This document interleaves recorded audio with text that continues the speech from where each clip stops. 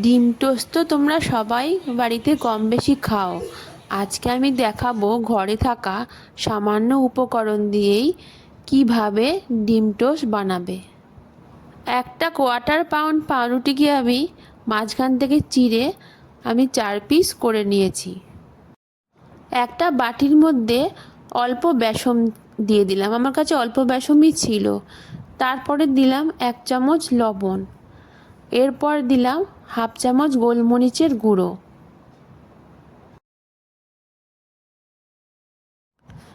এবার দিলাম হাফ চামচ হলুদের গুঁড়ো এবং সবশেষে একটা ডিম ফাটিয়ে দিয়ে দেবো।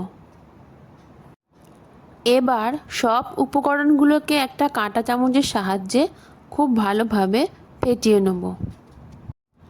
আমি এখানে হলুদ ব্যবহার করেছি একটু সুন্দর রং হওয়ার জন্য। তোমরা এখানে হলুদটা নাও ইউজ করতে পারো।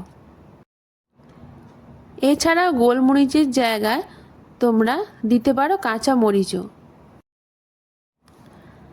এবার ওভেনে একটি তাওয়া বসিয়ে তার ওপরে আমি 2 চামচ তেল খুব ভালোভাবে গরম করে নেব।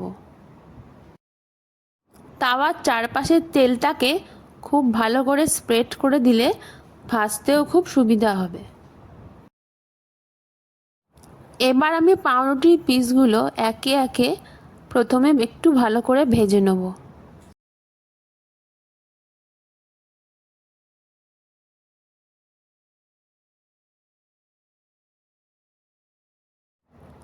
এক পিঠ ভালো করে ভাজা হয়ে যাবার পরে আমি পাউরুটিগুলো অন্য পিঠেও উল্টে দিয়ে ভালো করে ভেজে নেব।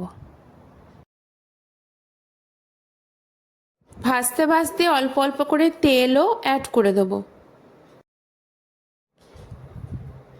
এটা বাটারেও ভাজা যায়, কিন্তু আমি এটা সয়াবিন তেলেই ভাজছি।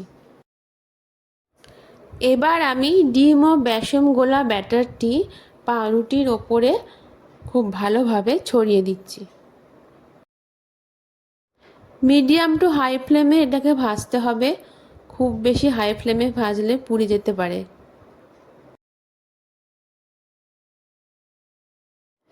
এবার সাইড থেকে কেটে কেটে নিয়ে আমি উল্টে দেব এই পিসগুলিকে।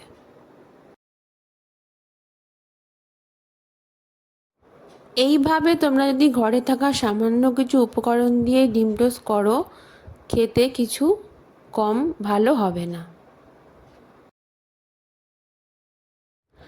আমার এই ছোট্ট রেসিপিটি তোমাদের কেমন লাগলো প্লিজ কমেন্ট করে জানিও, এবং ভালো লাগলে লাইক শেয়ার করে দিও এবং সাবস্ক্রাইব করতেও ভুলো না নতুন নতুন ভিডিও দেখার জন্য।